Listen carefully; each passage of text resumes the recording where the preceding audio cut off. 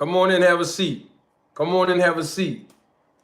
Come on in, have a seat. Let's talk some boxing, man. Let's talk the business of boxing. What's going on? I'm hearing things. Huh? Welcome. Another episode of Roll the Tape Podcast with Manager Marty. I'm your host, Manager Marty. I welcome each and every last one of you. Come on in, have a seat. Let's talk. They say Errol Spence fired his trainer, right? That what they said? Errol Spence fired Derrick James, or Derrick James is supposed to be suing Errol Spence. Man, we hearing all kind of stuff, man. We're going to talk about that today. Yeah,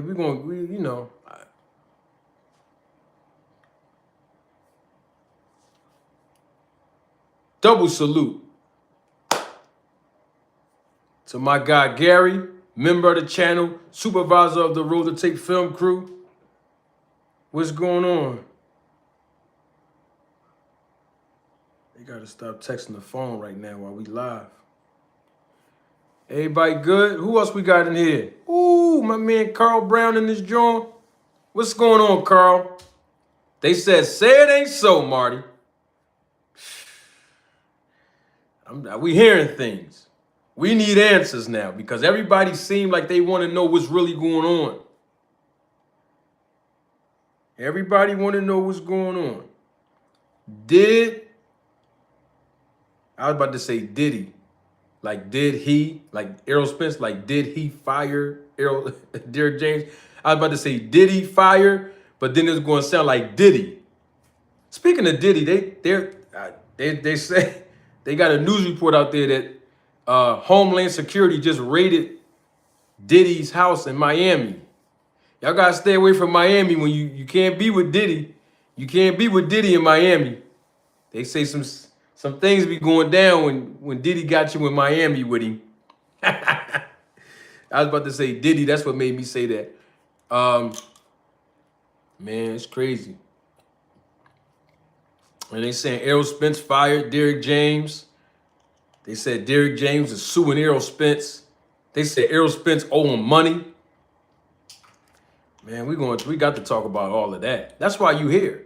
I got something for y'all Thursday too. Don't forget, come on back here Thursday too. You know, we have a special guest that's coming Thursday. All right, make sure y'all come back Thursday.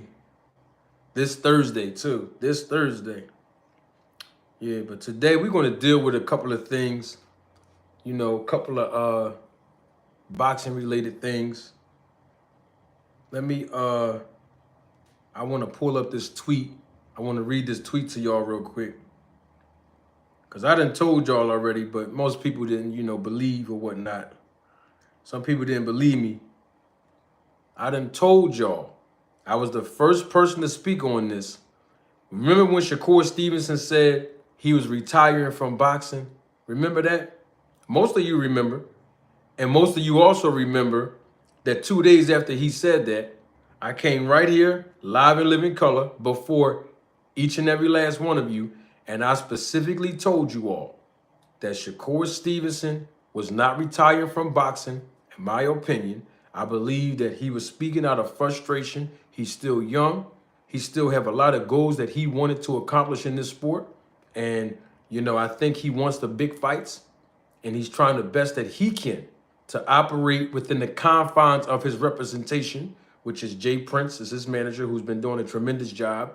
And of course, Bob Arum, who's also been doing a tremendous job. I told y'all he wasn't going to retire. And he probably needed a mental break. When people say that boxing is 85% mental, most people, they just attribute that statement to fighters competing inside the ring. But when I tell you that boxing is 85% mental, I am including the performances or the lack thereof inside the ring.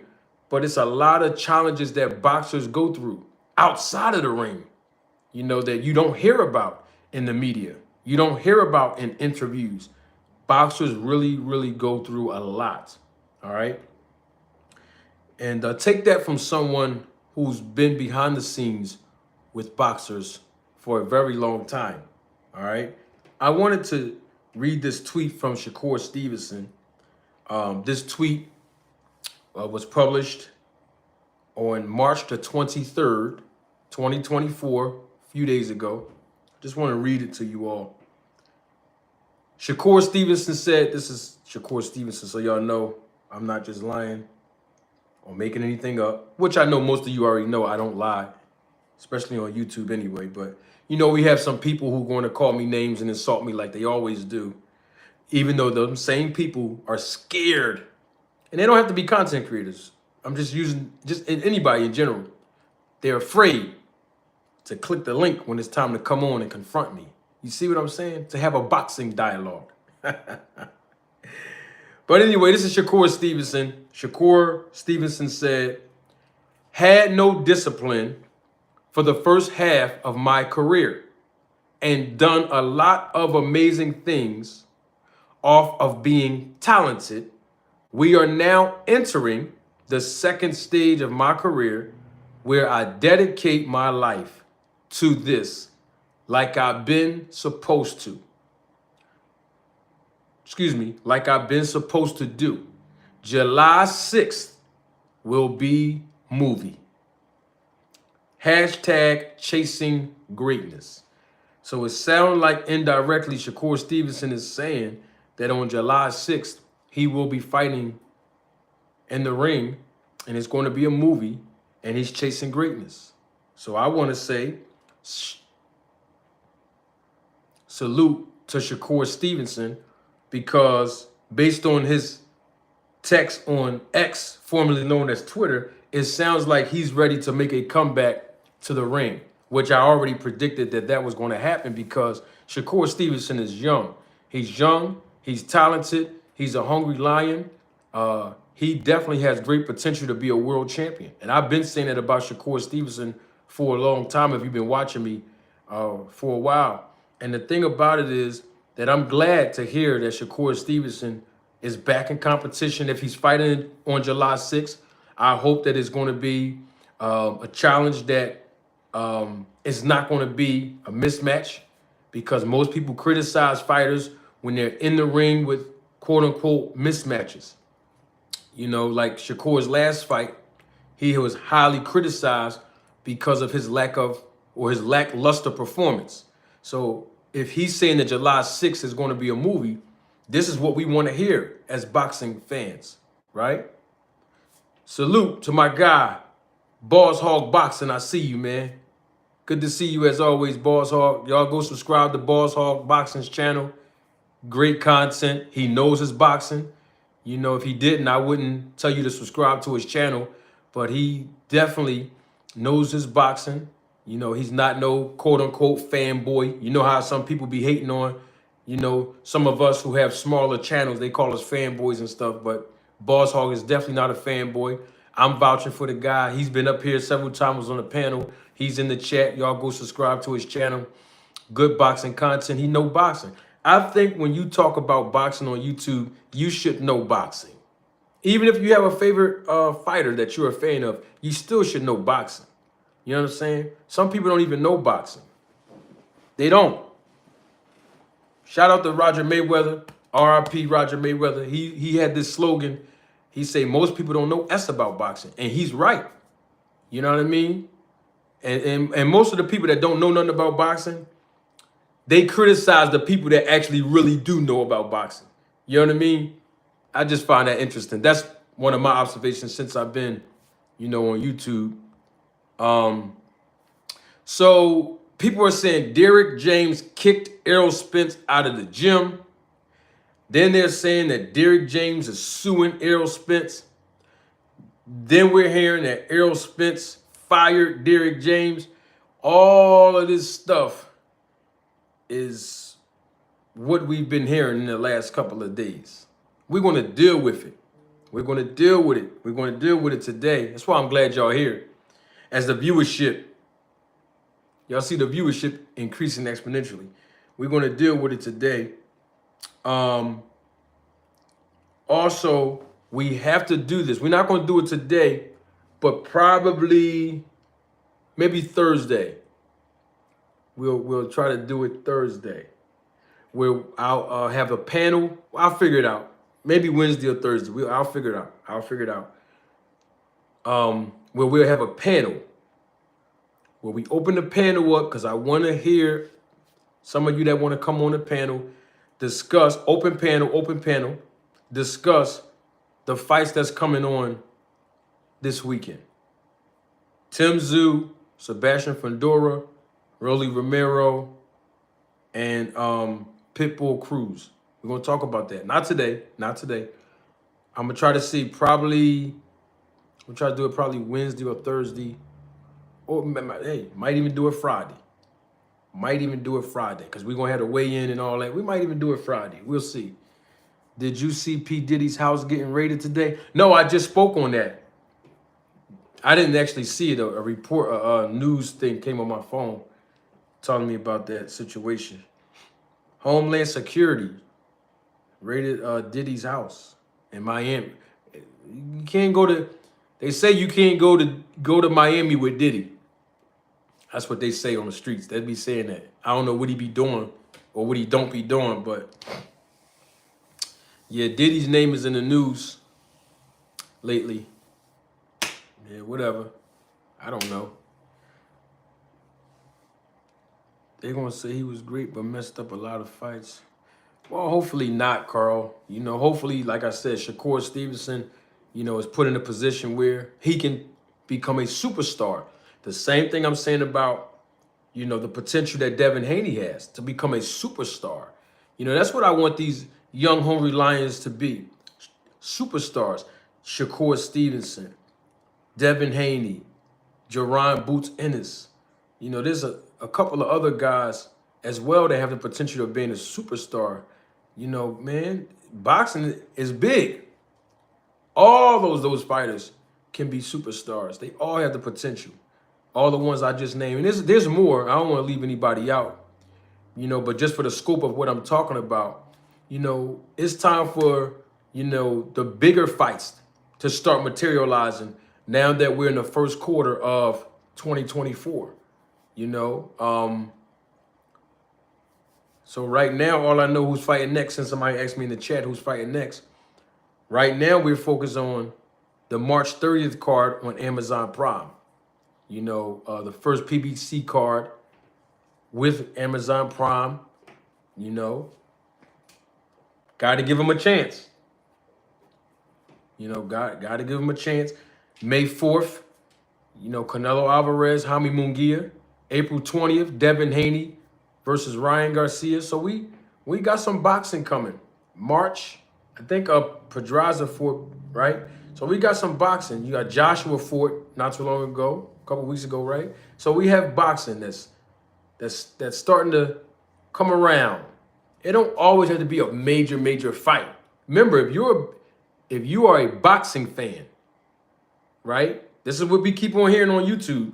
Oh, I'm a fan of boxing. If you're a fan of boxing, this goes for anybody. If you're a fan of boxing and there's a fight coming on, let's say Pitbull Cruz is fighting Rolly, watch it, buy it, support the sport, make an investment with your time and your resources, right? Because that's how the business of boxing continuously grow. Then we be able to get the fights that we really want.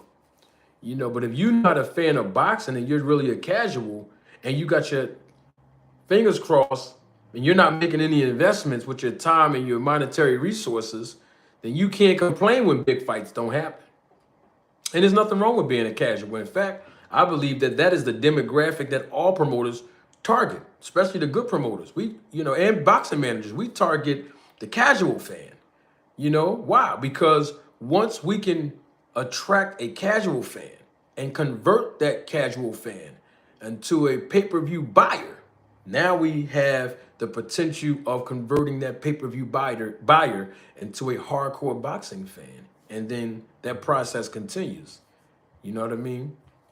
So that's all I'm saying. What's up? What's his name? COE Films? What's up, man? I see your comments in the comments section, bro. COE Films. Every time I say something about Crawford, man, you be just, you know, you be dissing me and dissing the Roller Tape Film crew members. Salute the COE Films. I ain't mad at you, player. I'm just saying, bro, I keep it 100 when it comes. I know Terrence Crawford's your favorite fighter. I like Terrence Crawford too. It's just that y'all always come at me when I tell the truth about the guy. You know what I mean? That's all that is. You know, I keep it all the way 100.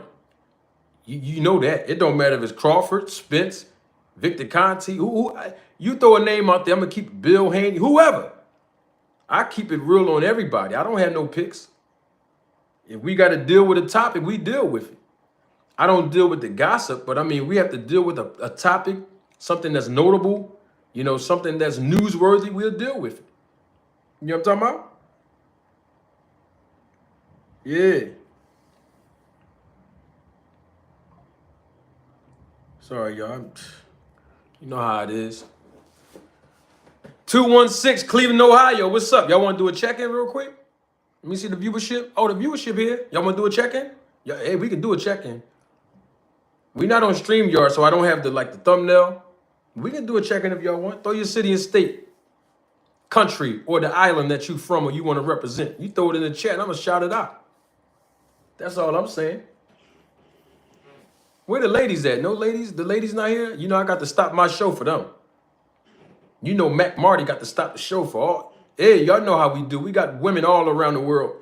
We have ladies from all around the world that support this channel, and they come and they support the channel, not just with their time, even with their monetary resources to help the channel continue to grow. You know what I mean? So I always stop my show and I designate a portion just for all the ladies. Yeah, Mac Marty love you. They know. You know what I mean? Who we got? St. Louis? St. Louis in the building. I see you. Y'all can check on it if you want. I already said 216 Cleveland. That's the 216. 216 Cleveland, Ohio in the building. Y'all want to check in? Y'all can. We're going to still talk boxing, but if you want to check in, I'll shout your city and state out. Your country, wherever you from, wherever you want to listen. I'll shout you out, baby. What's up, Lifeline? All things in the building. What's good?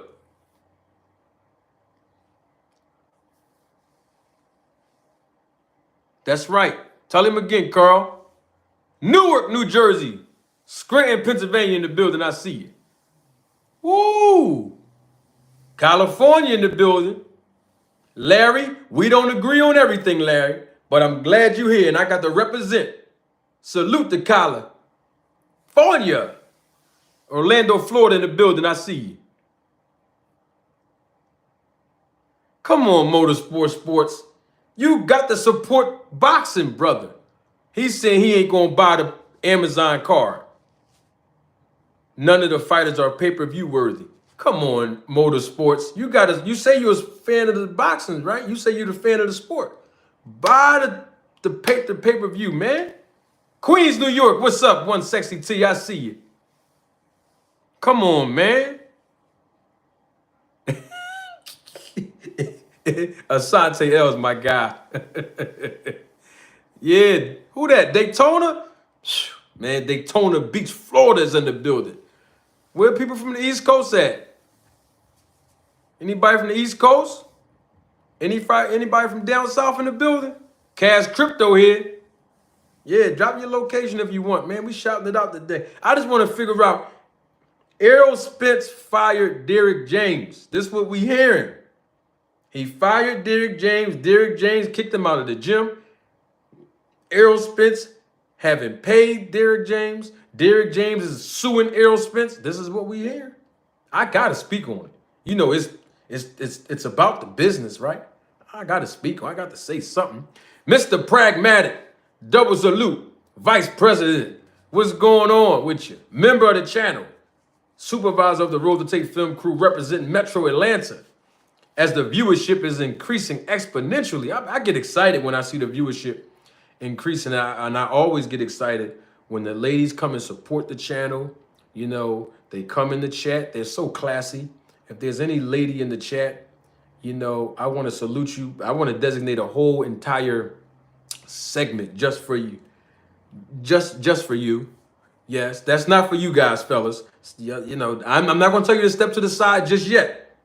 But when we start to see that the ladies are flowing in, you know I got to push you guys out the way and let Mac Marty communicate. South Carolina In the building, I see you. What's going on? Where we at? Where we at? No, I'm not saying you should waste your money, motorsports. Of course not. I'm not saying waste your money. Yeah, I'm not saying that, brother. You know I'm not saying that. I'm a financial coach. You know that. I help people save and increase their money. You know that. You know that, motorsports. You've been on this panel several times. You know what I do. You know I'm a certified credit specialist. You know that. You know I'm a certified tax practitioner. You know that. I'm all about investing, increasing money, and you know that. Financial literacy and not losing money and not wasting and not, you know that. So I'm not saying waste your money, but I'm just saying support boxing. See, I'm just saying we can't have it both ways. You can't complain that none of the big fights are happening, or the fights that, is happening is not the fights you want to see, but you're not supporting it at the same time, That's why I still want to know, with that being said, what was the pay-per-view buys for Terrence Crawford versus David Evanesian? How come, this is not a knock on BLK Prime, this is not a knock on Blue Bloods Sports TV, it's not a knock on none of that. What it is I just want to, what I'm saying is when everybody else fight on pay-per-view, everybody just want to know what the numbers are. But here it is, Terrence Crawford, he fought David Evanesian, and we, after a year and almost a year and a half now, we still haven't heard the answers from the guy who reports everybody else's numbers. That's all I'm saying. Salute! One Mind Boxing, what's up? Somebody said, fight me, bro, fight me. What's going on? Somebody saying somebody fighting. What are we talking about? Back up a bit. Are you, is these comments directed towards me? I'm reading the comments. You talking about me? What y'all talking about? All lawsuits are public information, so I know that's why I like Cash Crypto. Because we be on the same wavelength. That's what we want to talk about. That's what I want. Hey, Cash, that's what I'm talking about. I'm going to say the same thing. Andre Smith, double salute. Member of the channel, supervisor of the Roll to Tape film crew. That's what I'm talking about, Andre.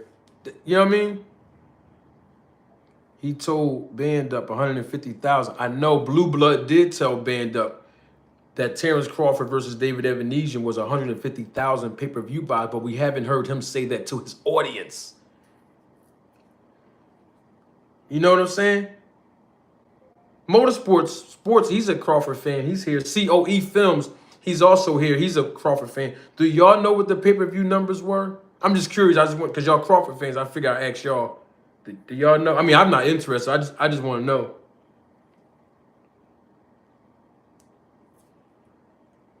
Hold on, let me, I gotta do something real quick. Tim Zoo. Oh, listen, Mr. Pragmatic, I believe it. That's why on Friday, we're gonna do it Friday. On Friday, right? We're gonna have an open panel.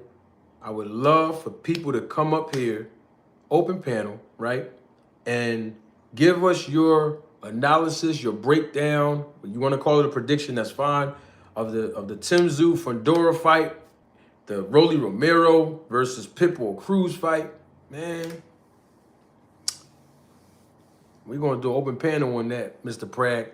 I think Tim Zoo and Fundora is gonna be a good fight. I do. I do. I also think that Pitbull Cruz and Rolly, that's going to steal. That's just my opinion. I think that fight's going to steal the show. It probably upstaged the main event. That's what I think. Because both of them, they just going to let their hands fly. At least that their styles have shown us that pattern every time they fight. They just let their hands go. Especially Rolly. At least Pitbull Cruz, when he lets his hands go, he used a lot of techniques, to be more competitive. And he loved fighting on the inside. So that's kind of like the difference. And he's more of an accurate puncher too. I like Pitbull Cruz. I like him a lot. But Rolly, when he don't, Some of his technique be off, but guess what? When he hits you, he hurts you. So this is going to be a really good fight. Now, I'm not counting either one of those guys out. That's straight up. Yeah. Oh, 2 Cents Boxing. Double salute to 2 Cents Boxing. She is a member of the channel, supervisor of the Roll to Take film crew. That's what we're going to talk about in just a few moments. 2 Cents Boxing. Errol Spence fired Derrick James. Derrick James is suing Errol Spence. Errol Spence did not pay Derrick James the money that he was asking for. Derrick James kicked Errol Spence out of the gym. These are the 4 things that we've been hearing for the last few days. And I want to give my, I want to render my analysis on the whole situation. I mean, why not? Yeah, this will be. Let me ask a question about that since I have everybody here. Where's the sources? Who are the sources of this information? Did Derrick James come out in the end? Because I missed it. I was extremely busy all weekend. I missed it. Did Derrick James come out in an interview and say all of this? I'm just trying to understand. Did Errol Spence tweet this? Did Errol Spence come out in an interview with the? I'm just asking. We need answers.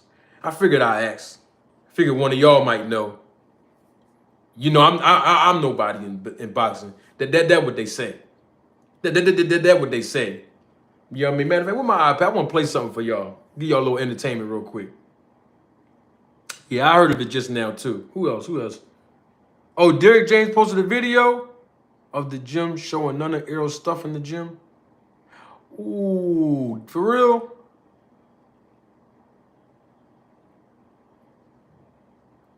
Wow, that's interesting. Let me give y'all a little entertainment. My iPad. Hold on for a minute, yo. Get my iPad. Let me give y'all a little entertainment. There's a couple of things I stumbled over real quick. What do you do, Midwest Boxing? Midwest Boxing said Blue Blood is using the stutter source and close his eyes and it just flows out his mouth. Well, that's what he always. I done showed y'all he always do that. That's nothing new. I done showed y'all back in what? September? Was it September or October? I showed y'all that's how you can figure out when he's lying. And I'm not throwing I'm not trying to throw shots at the guy. But somebody in my chat, I want to comment off of something what somebody in my chat said. Y'all don't mind, do you? You know? I've been telling y'all, when the man get the stuttering, you know he's not being honest. I told y'all I studied his behavior patterns. So listen, if somebody's in my chat saying something about the guy, I can speak on it. You know? I want to pull something up for y'all that has nothing to do with Blue Blood.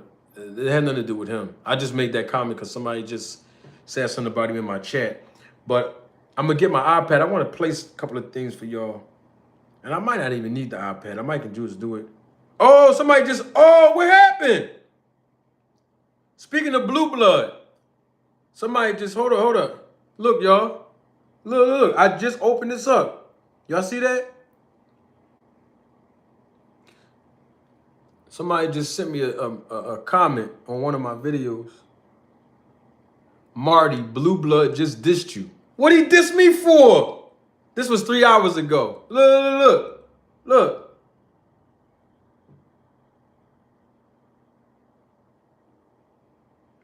Man, I don't know why the guy, because of what I said, my reaction video that I did about when he talked about Devin Haney, Ryan Garcia and steroids and Victor Conti. Is that why Blue Blood dissed me? Here's the thing. If he did diss me, because that's what somebody just said 3 hours ago. If he did diss me, I'm okay with it. I just want Blue Blood to answer them 5 or 6 questions that I asked him last week. Or was that 2 weeks ago? Yeah, just answer them questions. You can diss me. I don't care. Just answer them questions I asked you, though. Since you said Blue Blood, because I know he's watching, or somebody that know I'm going to send this over to him so he can watch this. Because Blue Blood said, look what Blue Blood said. He said that Olympic-style testing was entered into boxing, established in boxing, to stop Victor Conti's quote-unquote scientific work that was hidden. That's what he said. That's what Blue Blood said. No evidence, no proof or nothing. Just like now, people saying Derrick James is firing Errol Spence and Errol Spence is firing him and Derrick James is suing Errol Spence, and then now we saying that Errol Spence didn't pay the man. Man, we just got to get the facts straight. You know what I mean? Double salute. One Mind Boxing, thank you for your contribution and your support to the channel.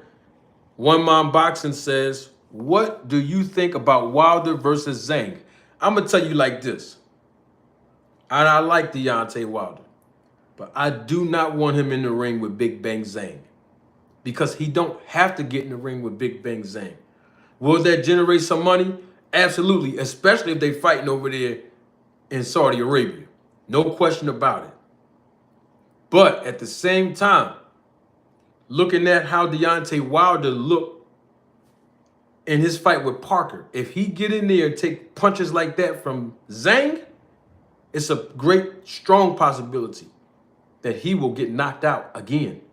And to me, him being 40 years old or close to 40, he might be 40 now. To me, he's made enough money in the business of boxing. He's accomplished a lot by starting late in boxing. He's done a tremendous job as the heavyweight champ of the world, Deontay Wilder. But you know how I keep it real. Fighters take 2 beatings in this sport. You never heard this nowhere else. That's why I'm glad you're here. And if you did hear it, it's because you've been here with me from the beginning and you heard me say this, and I'm going to say it again. Fighters, professional boxers, they take 2 beatings, 2 types. They get beat up and they get beat down. And I believe that Deontay Wilder got beat up in the second fight against Fury, and he got beat down in the third fight against Fury. And so for me, I would rather not see a guy who's already accomplished a lot in this sport and made a heck of a lot of money in this sport and has transcended this sport by making investments and has done a tremendous job with taking care of his family. He don't need to get in there with a power puncher like a Big Bang Zhang, you know? But then again, we haven't seen Big Bang's chin get tested enough for him to get knocked out. And we know Wilder got that one-hitter quitter to hurt and possibly knock down or knock out Zhang. But at the expense of what? Wilder taking another beating? For what? I don't think it's worth it. So that's what I think. That's what I think. I don't think that he should get in there and fight Big Bang Zhang.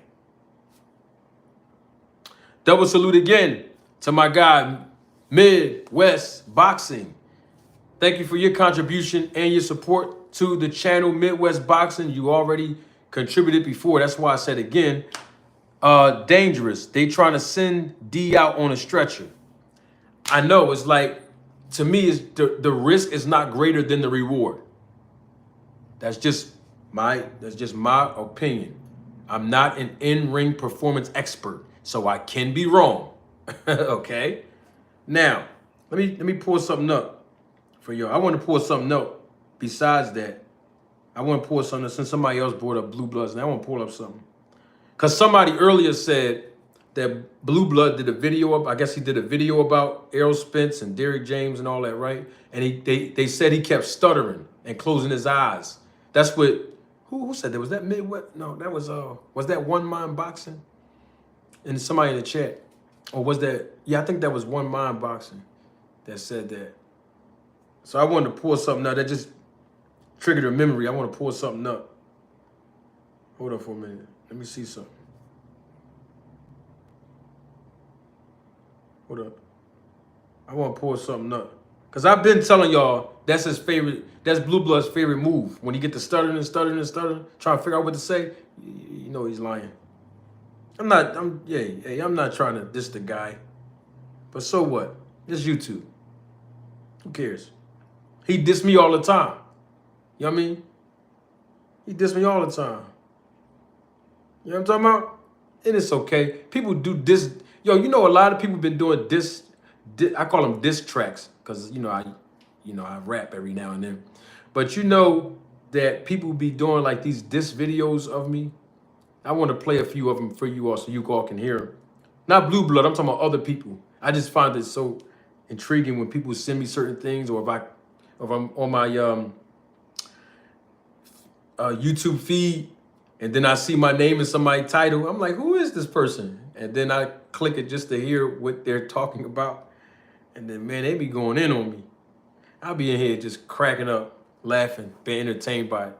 It's amazing. Double salute to Ricky.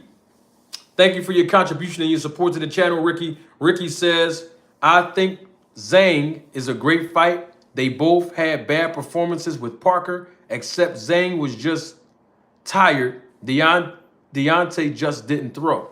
Well, that's the thing, Ricky. The reason why Deontay did not throw against a guy like Parker, who doesn't pack a whole bunch of knockout power. Think about that for a second. There's a reason why he was not engaging. There's a reason why he wasn't throwing a lot of punches at a guy who's not known to be a knockout artist in Parker. That's because psychologically, he took a lot of punishment in the beatdown in the third fight with Fury.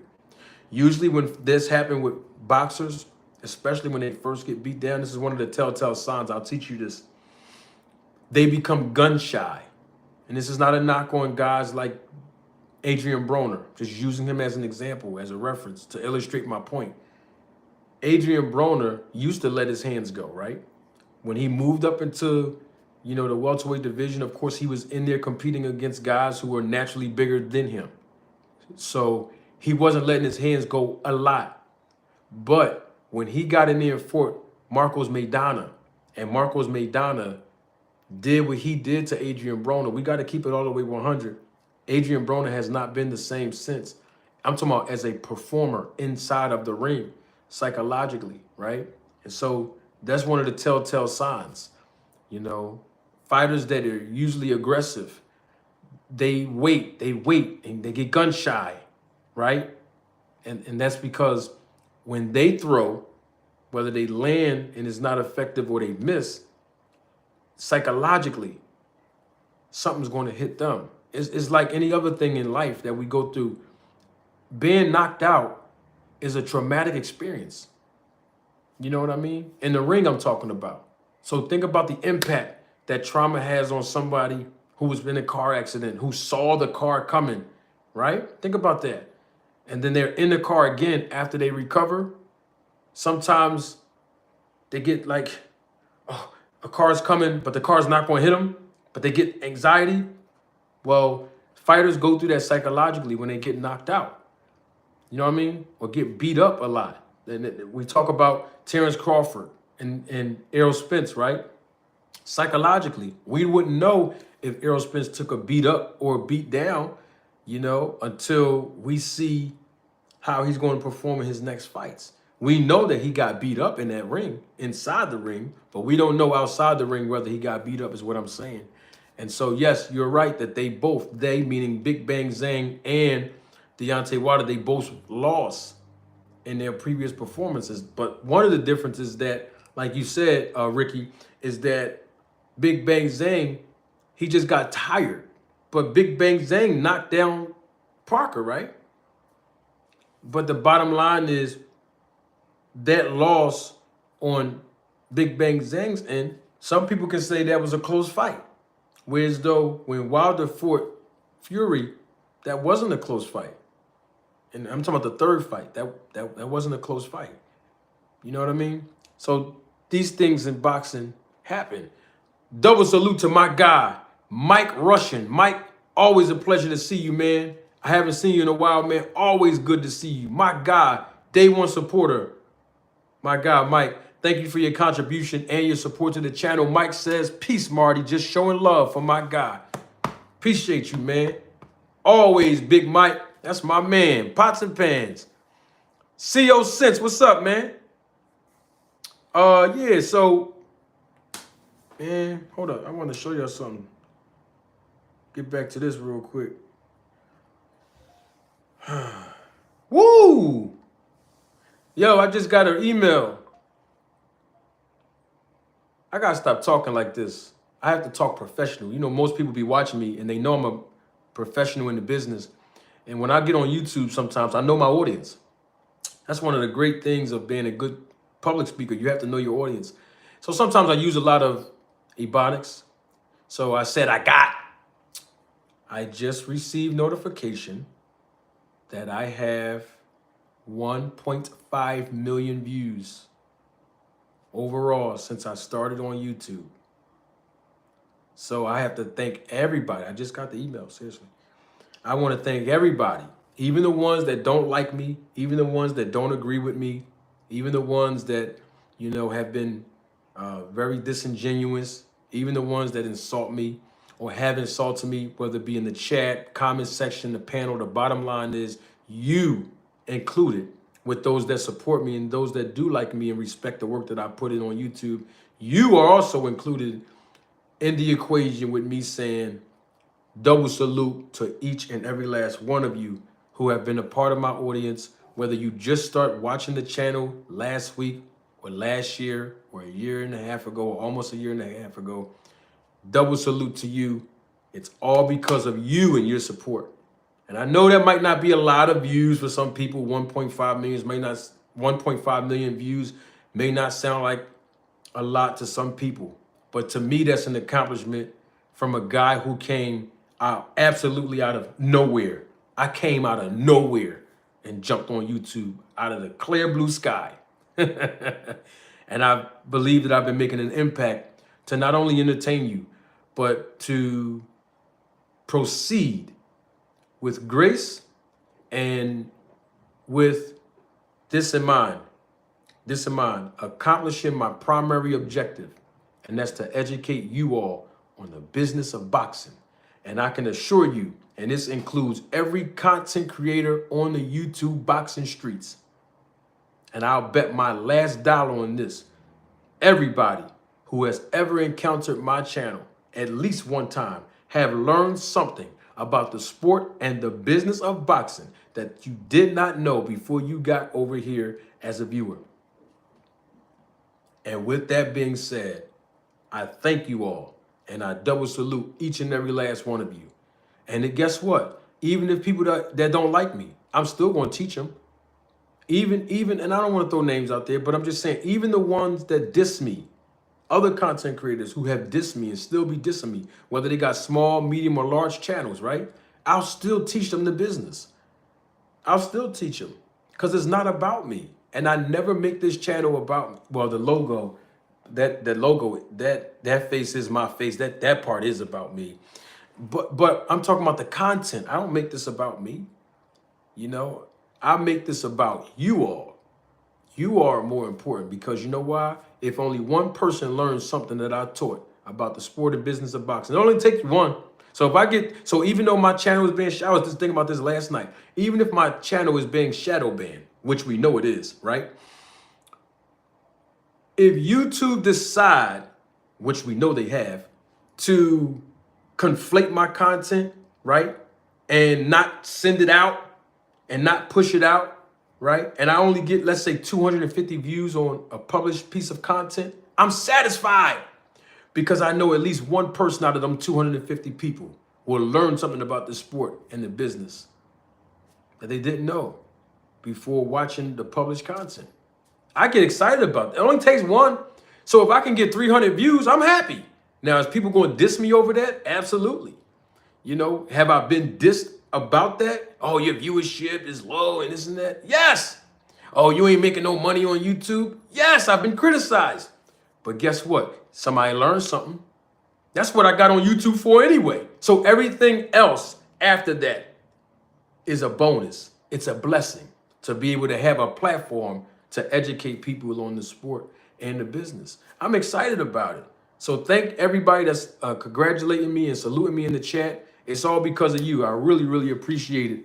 And also, I got to give y'all this because I want to do some entertainment stuff too. Because I got to get on this Errol Spence stuff while y'all here. Errol Spence and Derrick James. But before that, I want to play some. Because somebody earlier, this is what's going to happen. Somebody's going to miss this and say I'm dissing Blue Blood out of nowhere. No, somebody in the chat, and y'all can watch the replay of the live. Go in the live chat and you're going to see that somebody else mentioned the fact that Blue Blood Sports TV spoke on this topic, and he was stuttering with his eyes closed. And I done told y'all before, when the man get to stuttering, and sometimes he keep his eyes open when he do it, at least the videos I've seen last year when I did research on the guy after he was dissing me, right? I knew that the guy's behavior pattern was showing me when he get to stuttering like, I know he lying about stuff. You know what I mean? That's all I'm saying. It triggered a memory is what I'm saying. Yeah, I'm going to find it. Hold on one second. Hold on. Hold on. Hold on. Oh, here it is. I found it. Y'all ready for it? I got to give y'all some entertainment before we get to Errol Spence and Derrick James and what's going right? All right. Hold on. Hold on. Make sure everything is up. Hold on. Let me see something real quick. That's very weird. Remember this? Behavior. Men don't act like that. You understand? Real men don't act like that. That's weird behavior, and you know, it just like it's just I don't know, man. It's just Man, when are you gonna get it out? Man, we got you. Man, listen, man. We waiting for you to say what it is. You keep stuttering, bruh. See, I'm only saying that about stuttering because I know Blue Blood don't have a speech impediment. If he had a speech impediment in real life, I would never make a reference to it. I'm very sensitive to the issues that we face, whether it be mentally, physically, emotionally, and or spiritually as humans. But I'm only doing this to him because he acting like the other man every time he lies. We know a lie coming. He gives it away. I studied his behavior pattern. That's very weird. Hold on. Behavior. Men don't act like that. You understand? Real men don't act like that. That's weird behavior, and you know, it just like it's just I don't know, man. It's just Man, when are you gonna get it out? Yo, I play too much, man. I do. Somebody, Mike, Dangerfield, somebody else, Mr. Bragg, somebody else in the chat brought this up. All things, 2 cents. Somebody else in the chat brought up him stuttering. I didn't say, but what it did was it triggered a memory for me to go back on this video I did a live on, what was this, 5 months ago. See, I'm not the only one that's seen this. Huh? I'm gonna play it again. Hold on. That's very weird behavior. Men don't act like that. You understand? Real men don't act like that. That's weird behavior, and you know, it just like it's get it out. It's just I don't know, man. It's just Man, when are you gonna get it out? Man, listen, man. Oh, man. Lord have mercy. When are you going to get it out? Acting like the Dutta man. Get it out. That's all we saying. Now somebody's going to say, Manager Marty, you picking on him. No, I'm not. Look. This was 3 hours ago, Mike.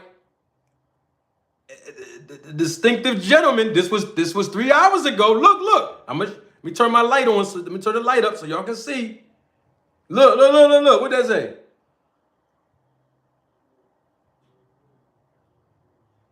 say? See? Marty Blue Blood just dissed you. That was 3 hours ago. See, look.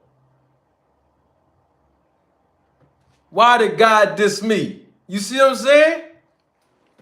That was 3 hours ago. I didn't notice 3 hours ago. I just happened to look at my phone and I saw the comments. Look, I'm going to show y'all again. See? See something? See? The guy dissed me. All I did was ask him a few questions. What was that, last week? When was Ryan Garcia saying something about, I think that was last week. When Ryan Garcia said something about Snack and Victor Conti, right? Remember that? Right. Man, they be tripping, fam. Hey, you know how we do. You know how it is. But the thing about it was, I was speaking on. So let me tell y'all what happened so we can make sure this is not gossip. So most of you wasn't here. And the people that was here in the beginning of this segment will back me up. So before I even said Blue Blood, before I even knew that he did a diss track, well, this is somebody else telling me that. I didn't go on his channel, and I'm not to confirm whether that's true or not, because I don't care. But I'm just using it for entertainment purposes, right? Before I even looked at my phone and saw that somebody commented 3 hours ago saying he dissed me, somebody else was in the comment section talking about him stuttering, referring to this topic about Errol Spence and Derrick James, and it triggered a memory. And I went to go in here to try to look up that short that I just showed y'all, and that's when I saw that comment. That's what happened. So I'm not responding to someone else commenting saying that he dissed me. That's not what happened. Just wanted to point that out. Yeah, I was actually trying to play something else for y'all. I'm gonna give y'all some, not from Blue Bloods, some other guys. Yeah, with some other guys that have been. I love this stuff. This is entertainment. But here's the thing about this. Let me speak on this real quick. Where's the paperwork? And y'all might have seen it before me, so I don't know. So where's the paperwork? That's what I want to know. If Derrick James is suing Errol Spence, where is the legal paperwork? They live in Texas, the state of Texas. The lawsuits is public record, especially two famous people. Oh, you go pull that up. You see how quick TMZ be pulling stuff up. Well, we know that Harvey Levin is an attorney that runs TMZ, right? So we know he has the inside where he can make a phone call and pull. My point is, though, where's the paperwork?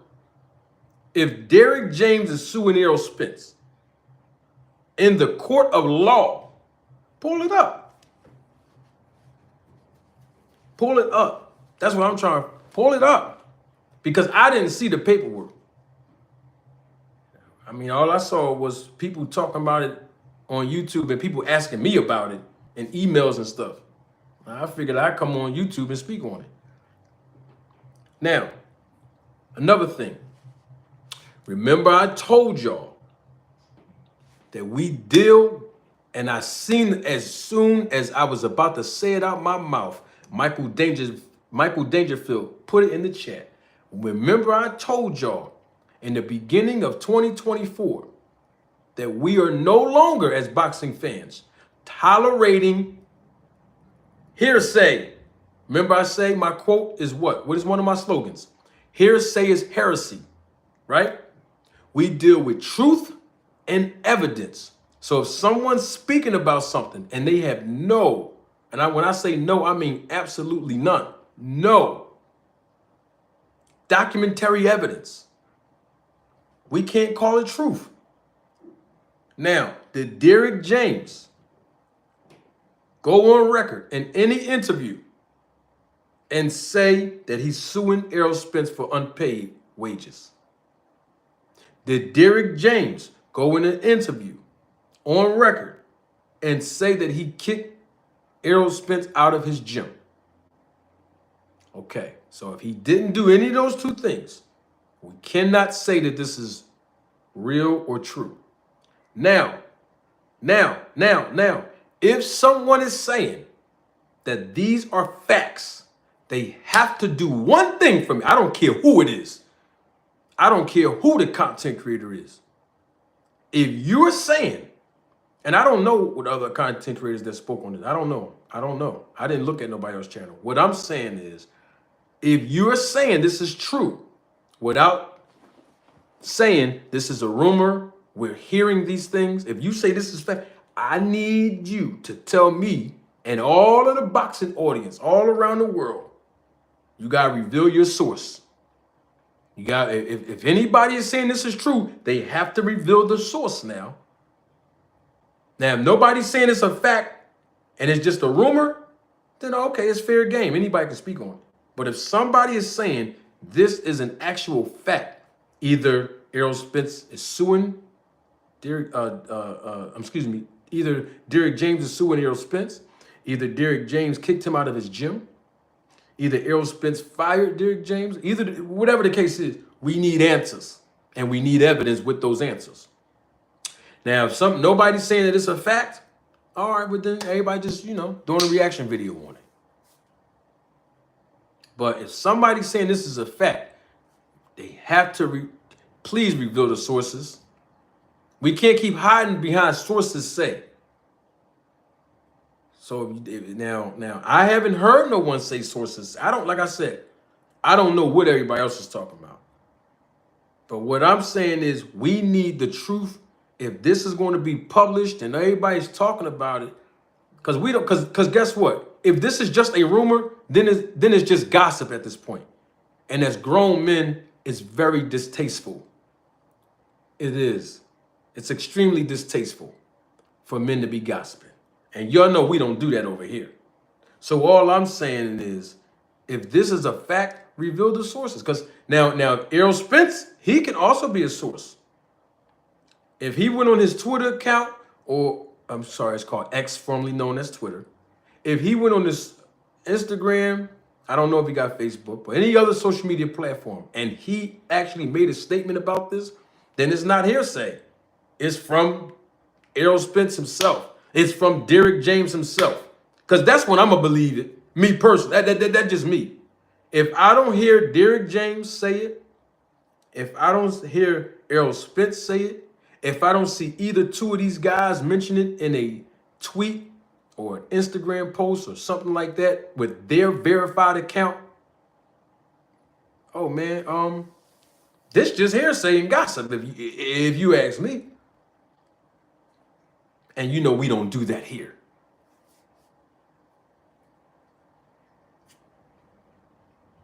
When I say gossip, let me be clear. Now I'm gonna be clear. I'm gonna be clear, just so we can be on the same page here. I'm gonna be clear real quick.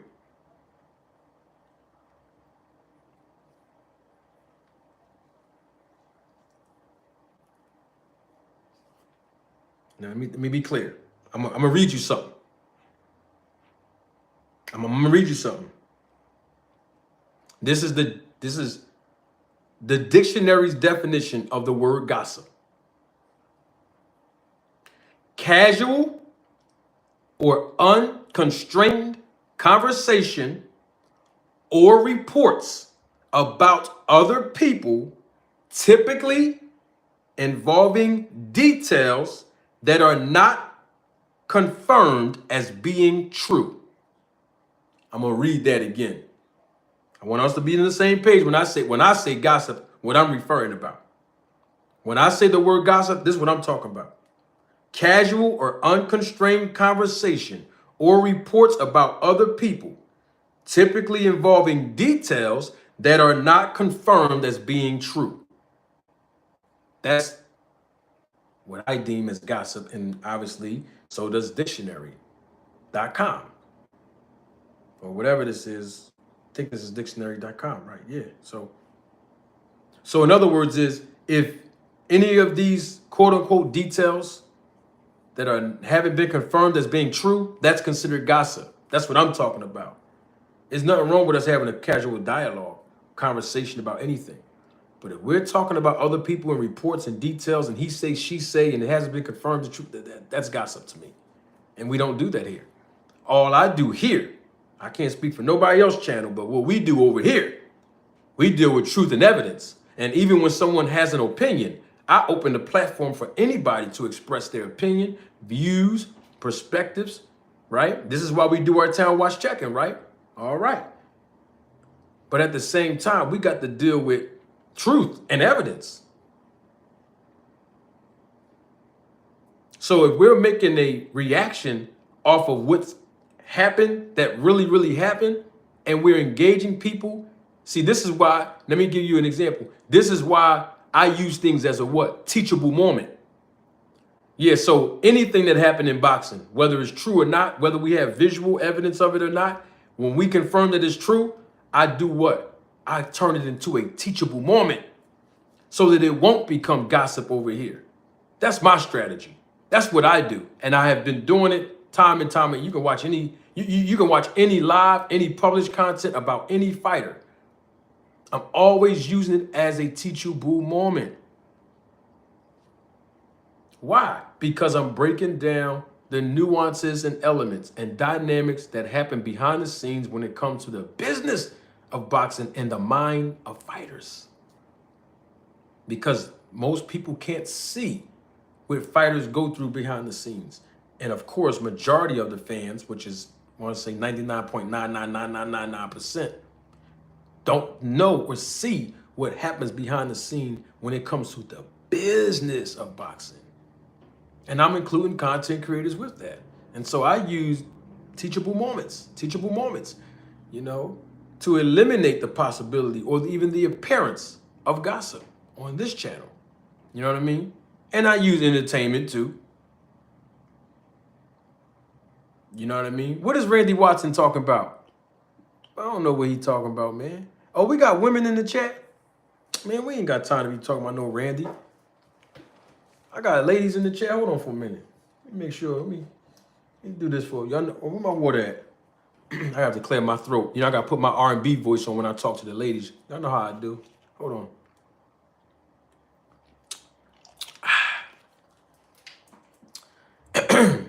Let me turn one of these lights out real quick. You know, I gotta set the mood for the ladies. Hold on, fellas. Step to the side, guys.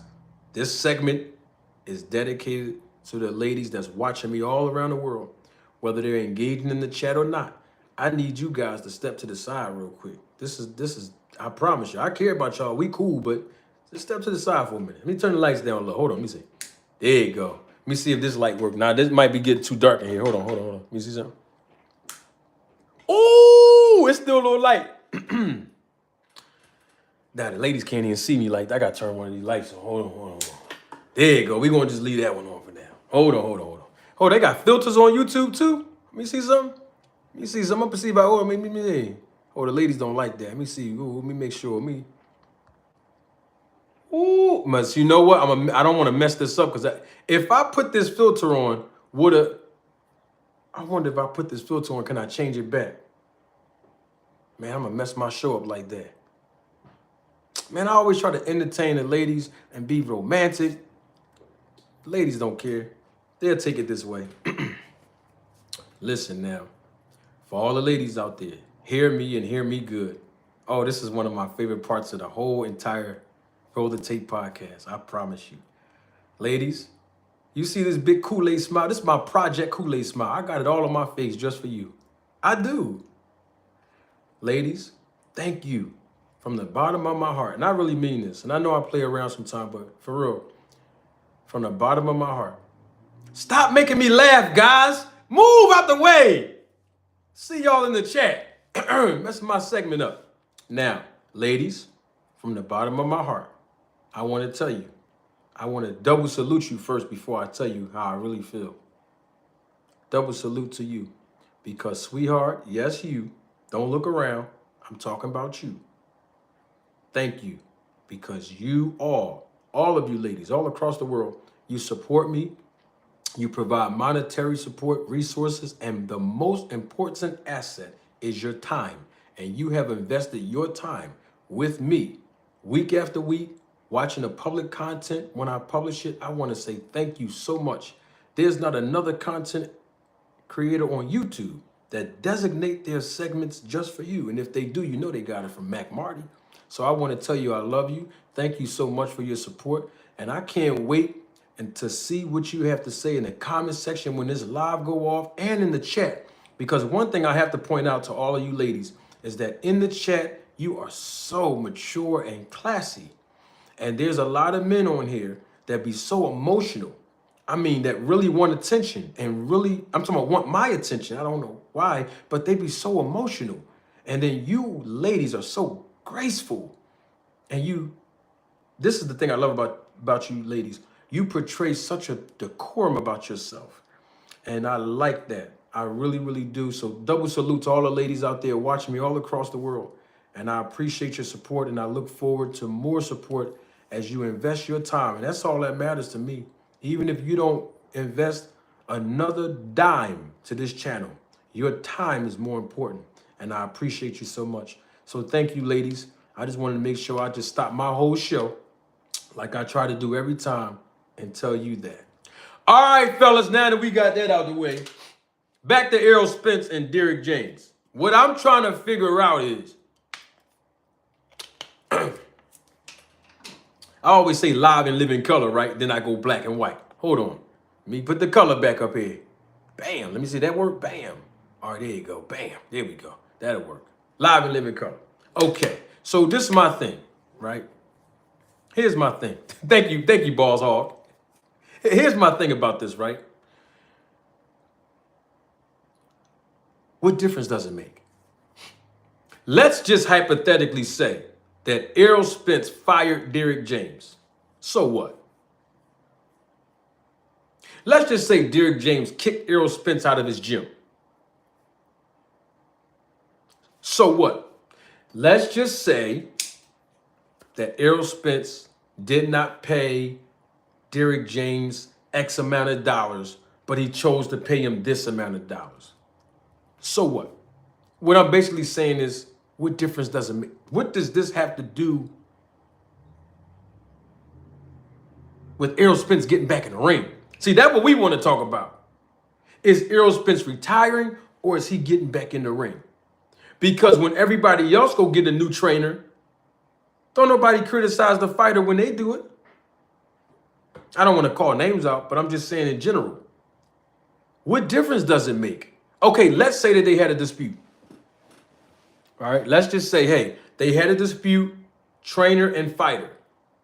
And Derrick James got paid based on Errol Spence's purse. Let's say Errol Spence's purse was $5 million, right? Okay, great. $5 million. $5 million, and he paid Derrick James 10%, which is $500,000. Sounds like good money to me. So what we talking about again? Okay, Errol Spence paid him, but he didn't pay him. Errol Spence got a deal with Nike, and Nike told him they'll pay him $400,000. But he didn't pay Errol, he didn't pay Derrick James none of that. Well, what that got to do with anything? Somebody's calling me. Who's that calling me? Y'all know who that is? Hold on one second.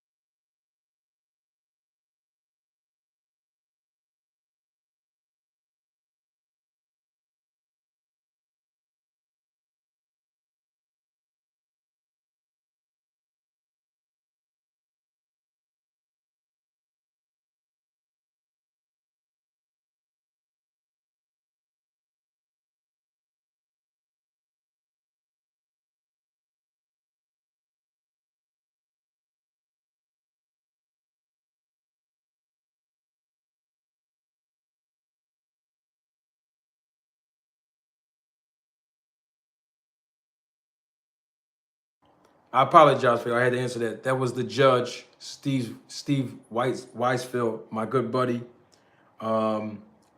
We conducted an interview together a couple, 2 weeks ago? Yeah. Anyway, what's going on in the chat? What we talking about? Oh, I was talking about Errol Spence. Yeah, what difference do it make, y'all? Because here's the thing. The reason why I'm saying that is this. We don't have no evidence if none of this happened. Now, if we had some legitimate evidence, you know, like documentary evidence, then I'll be like, that's interesting. But right now, to me, it's just a rumor. So to me, it's like, what difference do it make? It's a rumor right now. Now, if there's some evidence out there of Derrick James kicking him out the gym, or Derrick James suing Errol Spence, or Errol Spence didn't pay the guy, it's like, wow, it's heartbreaking to see fighter and trainer going through something like this. But once again, I haven't heard Errol Spence say anything about this. Not a social media post, not in an interview. I haven't heard Derrick James and any of his social media platforms make a statement about this or speak on this. I haven't heard Derrick James in an interview to speak on this. So technically speaking, what that got to do with us? I'm just trying to figure out, what does that have to do with us? We didn't see anything. Now, if they was actually getting into an altercation in the gym, and then Derrick James said, "You can get out my gym," and then Errol Spence left, and then it went viral, of course, everybody's going to do a reaction off of that, right? In other words, it's like, it's controversial, it's newsworthy, it's entertaining, or whatever. I'm going to use it as a teachable moment, as I always do. But we don't have any of that evidence. So at this point, it's just gossip, rumors, everybody's saying. Now, if somebody can point out a source, reveal the source of this, where this information came from, a reliable one too, then I can see us still talk. But why are we talking about this? Okay, let's say he fired him. Okay, what's the problem? If Errol Spence is going to compete again, he'll have to find another trainer, right? Okay, when is Errol Spence fighting again? We don't even know that. So he might not even need a trainer, because he might not fight anymore. His health might be at risk. We don't know. That's just my take on it. I just put this in the title because everybody else is talking about it, sending me, asking me what my thought about it. And instead of me emailing people back, I'll just come on live and just say, what difference do it make? Okay. I mean, I don't really, and what I'm saying is, it's not moving the needle in boxing. Like, I'm gonna give you an example. When Bill Haney, Alicia Baumgardner, and Devin Haney, right? Remember they was going through all of that? And I used it as a teachable moment. Well, Devin Haney has a fight coming up. So we can speak on it because all of that controversy is building the fight that Devin Haney has coming up. You see when Ryan Garcia talked about Snack, Victor Conte? We can talk about that because, well, Victor Conte was here twice, and I've done countless videos on him and Snack. But my point is, Ryan Garcia have a fight coming up. Yeah, let's talk about that. But Errol Spence, is he fighting? We don't know if he have a fight coming up. This is just all just out of, I'm not even saying this is not true. What I'm saying is we don't have any evidence right now. So what difference does it make? Bring the evidence first before we can decide whether it's newsworthy to talk about it.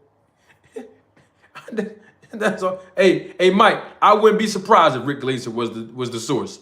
I wouldn't be surprised. But I'm just saying, show me a tweet, an Instagram post, an interview, something.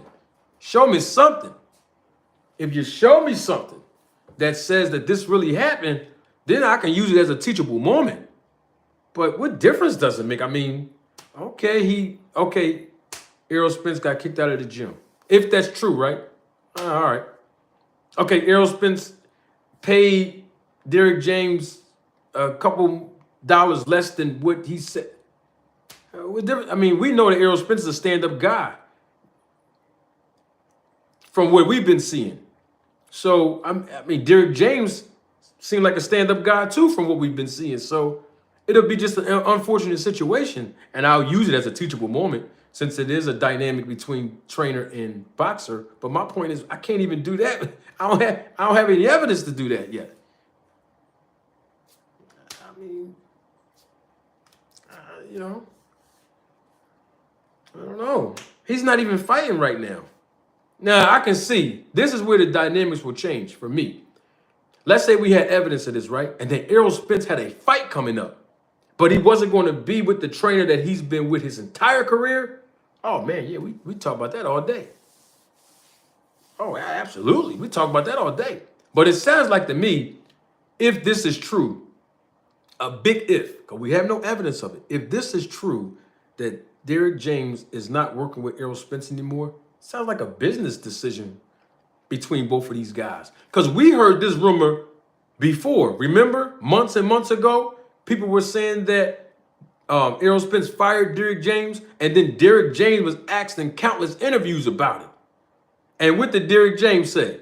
Go back and look. I don't know who was the person that interviewed him when he said it, but I remember Derrick James saying, why y'all putting this in the media? So in other words, he's saying, well, even if it did happen, we ain't got to come to the media to talk about this. It's a business decision. It's business. It's not personal. It's not personal. Okay. They may have had an agreement and it expired. Let me share this. I use this as a teachable moment. Most agreements between boxers and trainers, and it's a standard all across boxing that's been going on for decades, it's just based off of a handshake. Trainers and boxers don't have each other under contract. Majority of the time, most times, never. I haven't seen it. It's a handshake situation. That's the type of relationship. It's like, yo, I got you. I get paid the purse as a fighter. I'm going to pay my trainer. Hey, I've been in situations where some trainers didn't even get their money. And by the way, when I say their money, I'm referring to the 10% that's standard all across boxing. Standard 10% of the fighter's purse, not the fighter generated ticket sales, not the fighter generated pay-per-view buys. See, y'all got to know the business of boxing. That is not how this works. So if you're hearing that, that's not true. That's not how it works. So all I'm saying is, if it's 10%, it's based off of a handshake. Most business in boxing is like that. Until it's put on paper. Some of the biggest fights in boxing, some of the local fights, the regional fights in boxing happen handshake. And we put it on paper as a formality for you to get paid so that everybody can do their due diligence, right? And follow proper protocol and procedures with the paperwork. I'm just telling you how it is.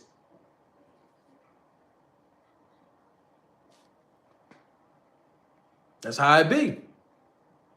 Handshakes. Most things that happen behind the sport, behind closed doors in boxing, start with a handshake. I promise you that. Handshake. Yeah. And the agreement stands up until the point where it gets put on paper, and then guess what happens? Sign on the dotted line, now it's official. But usually it's a handshake, conversation first, then a handshake. You know, when I'm doing this, some conversations happen on the phone, some conversations happen in person. Handshake. All right, you gonna fight? We gonna fight? We gonna do this? No problem. We'll talk numbers when that time comes. No problem. Because we got to still do our due diligence. That's how business works. So I'm just saying, Derrick James, Errol Spence may have not even had anything on paper to even talk about Derrick James suing him. And they might have. I mean, but my thing is, what difference does it make? We don't even have no evidence that none of this happened. That's my take on it. That's just me. And even if it's true, so what? So what? Is Errol Spence fighting again? Now it don't matter. If he has a fight coming up and he's not working with Derrick James anymore and he has to find another trainer, now we can say, oh, that's newsworthy.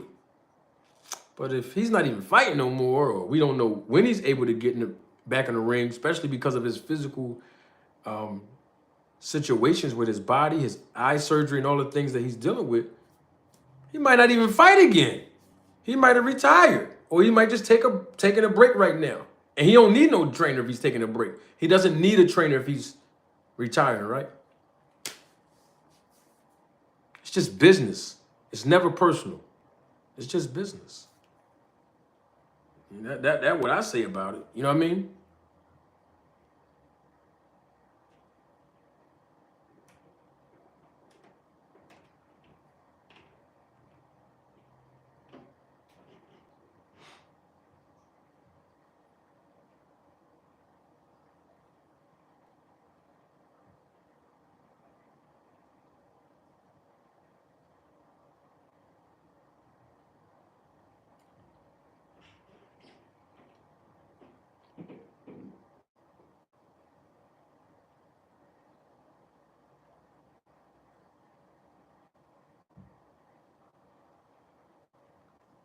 Sorry, y'all.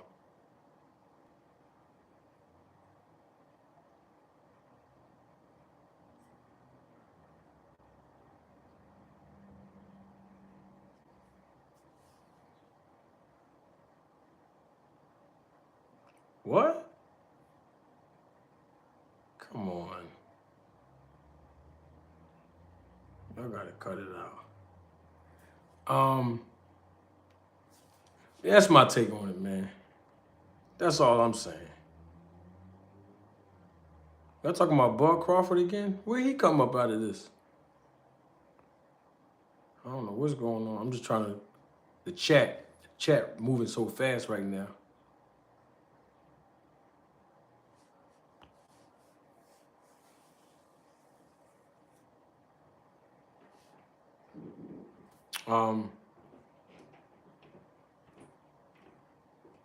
I'm just trying to read the chat. What's going on? What everybody talking about? Oh, ain't no sources, Manyface Publishing? I ain't even know Manyface was here. Salute, Manyface. Yeah, ain't no sources, but you know what I mean? We can't talk about stuff. We don't have no sources. Toronto. Scarborough. Toronto in the house. Salute. I love everybody in Canada. Send my love back to Toronto, please. Point fire. Point fire. Send my love back to Canada. We love our Canadian audience.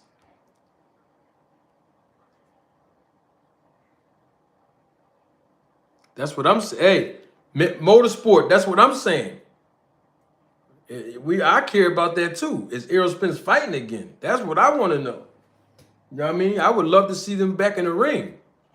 You know what I mean? That's what I'm saying. Because if he's not fighting again and he don't need the trainer because he's not fighting again, or he retiring or taking a break off or trying to heal, what are we talking about his training for? Especially if we don't got no evidence. Now, we had some evidence of this stuff that it was true, or some reliable sources like them to themselves, then it'll make sense. But I'm just talking about it like just to be, I don't know. I mean, hey, you know, YouTube gonna push it out because it's controversial, I guess.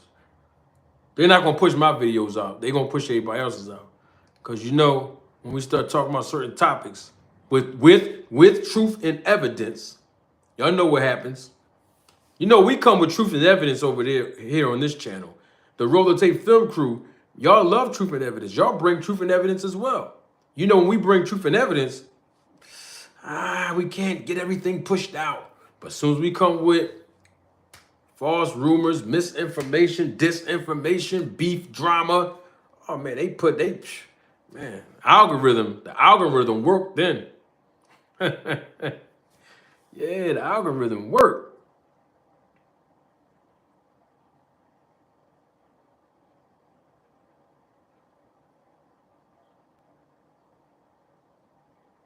You know, but if he's retired, Mr. Pragmatic, maybe he should make an announcement.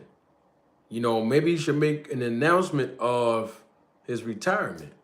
You know, because we would love to see Errol Spence back in the ring, but with all of the issues that he's had so far, and even the last one with the eye surgery, there's nothing wrong with him, you know, retiring. I mean, think about it. He has made a lot of money in this business. He has taken care of his family. He's still taking care of his family.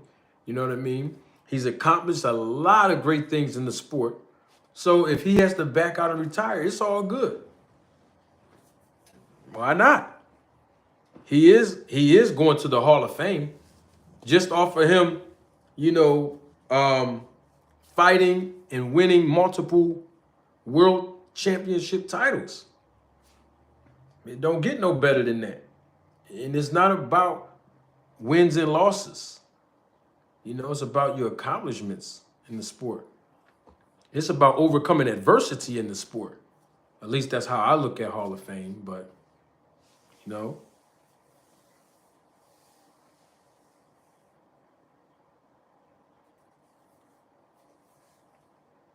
And look, in 2 cents, I'm okay. If Errol Spence want one more fight, I'll say the same thing about Errol Spence that I would say about Deontay Wilder, which is what I just said. You know, I don't want fighters who get beat down, get back in the ring unnecessarily. And I'm not saying Errol Spence got beat down. I am saying, and we all know that he got beat up in the fight with Terrence Crawford, but it doesn't mean that he got beat down. I told y'all, 2 types of beatings that fighters, right, that fighters take. Remember I told y'all that. I said it earlier and I always say it. So if that's the case, then, hey, you know, I mean, it's okay to retire. But if he got beat up and he can overcome adversity like he always has, he can have another fight or 2. We don't know. We will only know if he got beat down if he get in the ring and we start seeing the residual effects of how fighters usually look typically when they do get beat down. But we applaud all of the fighters, irregardless of how many wins or losses they have or don't have. We applaud all the fighters on this channel. We like the fighters as boxers. Now, they might do some things that we don't agree with outside of the ring. But when it comes to boxing, because we are boxing fans, right? Guess what? We still have to honor our fighters. And I have to say this, double salute to Estelle. Thank you for your cash app. Appreciate you so much. Thank you for your contribution and your support. As always, Estelle says, for truth and evidence. Thank you so much, Estelle. The thing about it is this.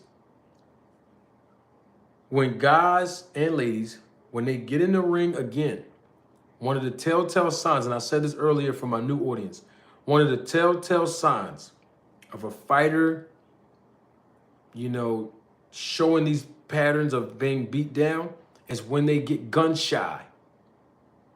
Because their brains, like we are all humans here, y'all, when we experience impact and trauma, we respond to it. Even if the trauma happened a week, 2 months, 2 years, 20 years ago, unless we confront the trauma and then we overcome the trauma. If we don't do those 2 things, that trauma is going to basically be a monkey on our backs. And we're going to constantly be reminded over and over and over again when we see certain things that remind us of the trauma and we respond to it. This is all natural. So if Errol Spence got beat up in this fight and beat down in the fight against Terrence Crawford, and he gets in the ring with somebody who doesn't have a lot of power to knock him down or knock him out, or knock anybody down or knock anyone out, but he's responding as if they do have power, that's one of the telltale signs. Being gun shy, right? Not wanting to engage a lot. Thinking a punch that he see coming is coming when really it's not. These are types of behavior patterns that people show when they're experiencing trauma outside of the ring, and then they get back into the ring and they haven't overcome that trauma. That's why I always say beat down. I wanted to bring everybody up to speed to that. Double salute to my guy, Rodney Day. That's my man. That's like family, y'all. Over 30 years. Over 30 years he's known me, and he's been a supporter of this channel for day one. And I have to say this, Rodney is one of the guys, he's one of the first, there's about 2 or 3 guys, but he was one of the first to say, Marty, get on the YouTube now. Get a YouTube channel now, man.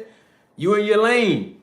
But see, Rodney been telling me that for a while before I didn't just jump on there right after Rodney told me, but I'm just saying he's one of the guys that helped inspire this whole channel as far as me getting on here in the first place. And people have been telling me to get on YouTube for years. That had nothing to do with boxing though. Other, skill sets and passions that I have. But double salute to my guy, my family, Rod Day. Thank you for your support, as always, G's, and your contribution to the channel.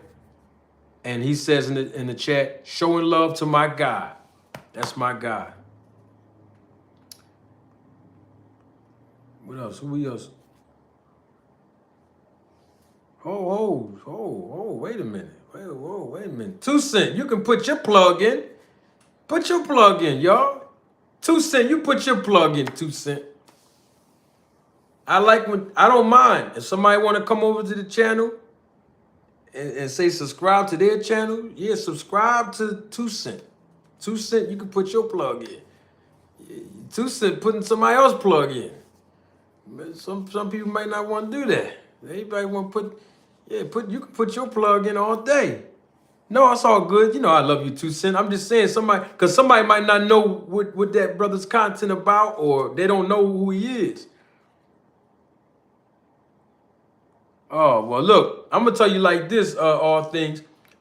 Spence deserved credit for the accomplishments that he made before he even fought Crawford. Because I know some people saying, and I'm not saying all things are saying it. I'm just piggybacking off of what he's saying. A lot of people will say, well, he lost to Errol Spence lost to Terrence Crawford, so he shouldn't be in the Hall of Fame. You know what I'm saying? Or he shouldn't even be thought of even being in the Hall of Fame or being recognized because he lost in a big fight, a major fight. That shouldn't determine the Hall of Fame. It's got to be a whole list of things. Of this is just me. That's what I think. It should be a whole list of reasons why someone should be honored to be eligible to be in the Hall of Fame. It can't be because they lost. Because if that's the case, most people that's in the Hall of Fame got losses. Everybody didn't go 50-0 like Floyd Mayweather. It's a business at the end of the day, but at the same time, hey, you know what I mean? He's definitely a Hall of Famer. Like, if he want to retire today, in my opinion, Errol Spence is qualified and eligible to be in the Hall of Fame.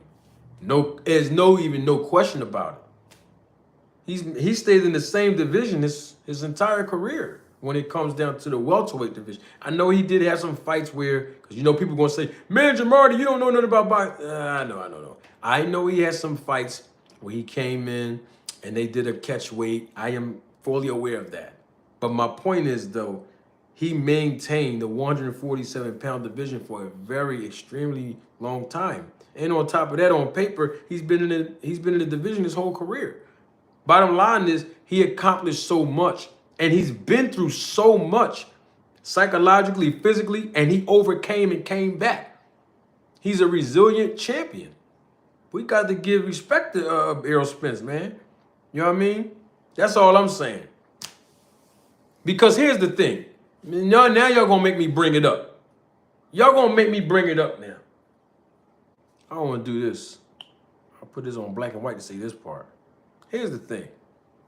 We know, and I got to say this, and I know people don't like it, but I got to keep it 100. We know that Errol Spence lost to Terrence Crawford, right? Okay. But we also know that Terrence Crawford's performance was enhanced when he fought and defeated Errol Spence. We know that. That's not an opinion. I am not opining. That is a fact.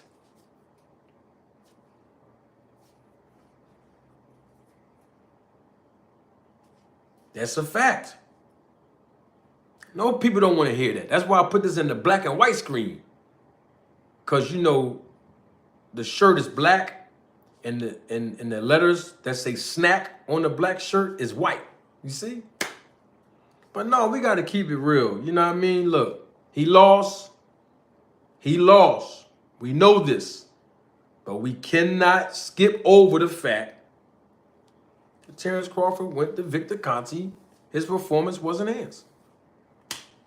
That's the truth. And we also can't say that if his performance wasn't enhanced, we don't know if he could have beat Errol Spence without that. I mean, I personally don't think he could have. But once again, I'm not an in-ring performance expert. That's just my opinion. But, hey, I can say that Terrence Crawford didn't think he was confident himself. Because why would he go over there?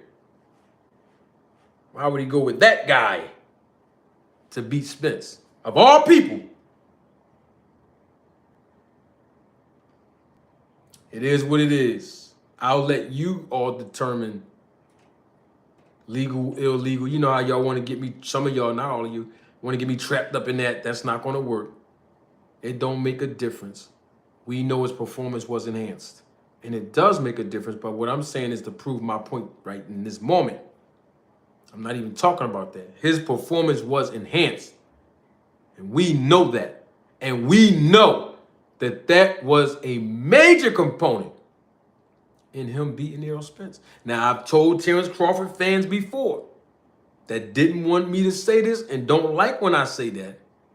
I told them before that if Terrence Crawford felt the way his fans feel, he wouldn't have called Victor. And I'm going to be specific what I mean by that. Because a lot of Crawford fans have been on this channel, this panel, live and living color, and have stated Errol Spence is a one-trick pony. Errol Spence keeps his head on the line. Errol Spence don't have good footwork.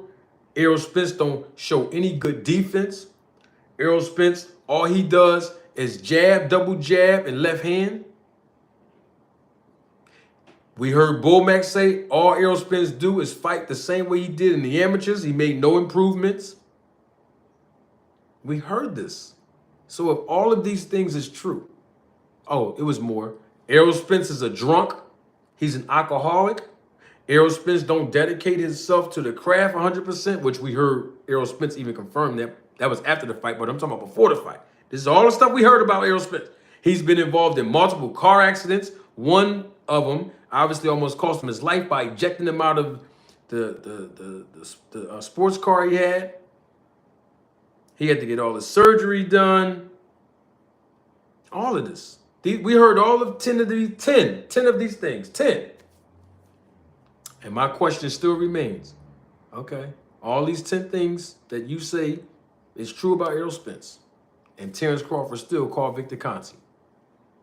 If all this stuff is true about Errol Spence, then you mean to tell me a guy who's as talented as Terrence Crawford, he couldn't beat a guy with no footwork, a guy that keeps his head on the line, a guy that has no defense, a guy that's a one-trick pony, a guy that's an alcoholic, a guy who's been in multiple car accidents, where one of them almost cost him his life, where it injected him out of a sports car, a guy who has no footwork, a guy who keeps his head on the line, a guy that keeps the same punch pattern and jab, double jab, left hand. You mean to tell me Terrence Crawford and all the talents that he had, which he does have talents, he can't beat a fighter like that? A fighter that still fights like he's in the amateur boxing program? He can't beat him? Come on, bro. So that's all I'm saying. Don't get mad at me. Because, see, if you get mad at me, you're in essence agreeing with me. You're in essence agreeing with me that you have a problem yourselves with Terrence Crawford going over to Victor Conte. You're also agreeing with me in essence saying that Terrence Crawford's performance was enhanced. And you're also agreeing with me in essence in saying that if Terrence Crawford had the talent, which we know he does, Terrence Crawford can beat anybody that have a problem, those 10 problems, an average boxer with those 10 issues going on with them. Terrence Crawford will wipe the floor with them within 2 rounds, over. But you mean to tell me that he ran the Victor Conti for a fighter that lacks all of these things? That doesn't make sense to me. That's all I'm saying.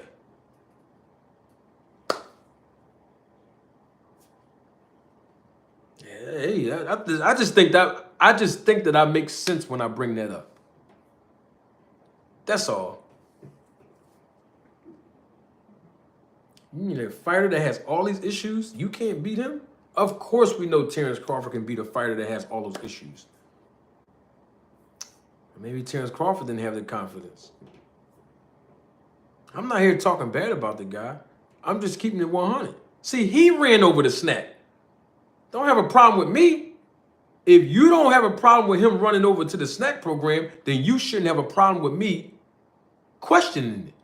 You shouldn't have a problem with other boxing fans being suspicious of it. Think about it. You can't have it both ways. You can't say, oh, I am so excited that he ran over to Victor Conti. I don't have a problem with it. But then you have a problem with somebody being suspicious of it. Which one is it? You can't have your cake and eat it too. That's all I'm saying. That's all I'm saying about it, you know? The guy's a one-trick pony. And speaking of one-trick pony, before I let y'all go, I meant to say this in my video yesterday when I talked about my reaction of the face-off between Devin Haney and Ryan Garcia. Devin Haney, I have to say this, and I know this segment is about Errol Spence, but it just triggered a memory for me when I said one-trick pony. Devin Haney called Ryan Garcia a one-trick pony. I told Devin this before he fought Lomachenko. I told Devin this before he fought Regis Prograis. And I'm telling Devin Haney this again now that he's about to fight Ryan Garcia. Devin, please stop diminishing your opponent's abilities. Even if it is true that Ryan Garcia is a one-trick pony. Even if it's true. If it comes out of your mouth, you're not galvanizing the casual fan to want to buy this pay-per-view. Okay? It's hurting the promotion. You're supposed to make the casual fans believe that Ryan Garcia is not a one-trick pony so that when they purchase this pay-per-view, they're going to get a good fight, even if it is a lopsided mismatch. You can't say it. You're supposed to big the fighter up so that when you knock the fighter down and win, you'll get the credit. Because guess what happens, Devin Haney? If Ryan Garcia is a one-trick pony and you dominate him, you're not going to get the credit that you deserve because fans will... Watch this. Fans will already have it downloaded in their psyche that he was just a one-trick pony anyway. And you are creating that atmosphere for them to have that in their psyche. No, you're hurting the promotion. Let's get down to being good businessmen. Our job is to make the people pay to want to see us as fighters, right? So that's how you got to promote this fight. You can't say he's a one, even if you believe that in your heart. You don't make the viewing and paying public believe that this is going to be a mismatch. No. You make them believe that they're going to get their money's worth and it's going to be entertaining and it's going to be one of your hardest fights. And you point out the strengths of Ryan Garcia so that all the fans across the world will have something to look forward to.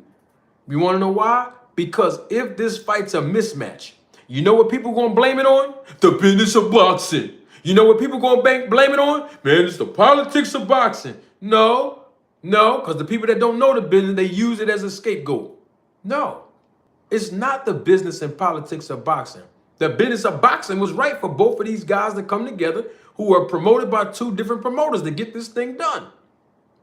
So the business of boxing did the right thing in this scenario, getting these guys in the ring, right?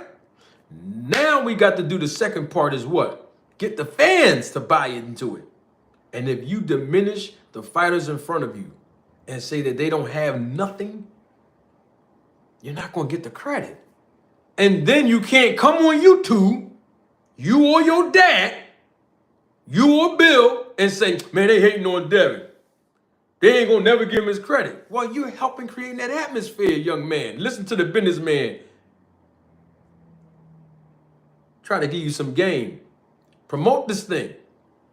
So when you go to the last final press conference, if you're listening to me, Devin Haney, when you go to the final press conference, that's the last time you're gonna be in front of the press.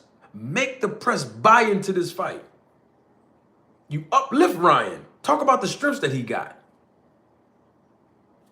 Then say, now that I talked about all his strengths, I'm going to knock him out by the fight. But if you come in there before you even predicting you're going to knock him out and do this and that, and you telling people, man, he a one-trick pony, he got a left hook, that's it. He an amateur. When you beat him, you're not going to get the credit. And guess what? You ain't going to get the payday because people are going to say, well, he already predicted what the end of the movie was going to be anyway. So ain't no point in me going to the movies, buying popcorn and buying for a movie ticket. Okay? And I'm not just saying this now. I've been saying this for years. Privately, because I wasn't on YouTube. But when I got on YouTube, I've been telling Devin Haney about this. Even with Lomachenko, he did it with him, calling him old over the hill. He did it again with Regis Prograis. And now he's doing it with Ryan Garcia. I'm trying to help the young man. Y'all can say I'm hating, but I'm helping the guy. I'm not hating on him. It's not personal, it's just business. That's all I'm saying. And with that being said, don't take my word for it.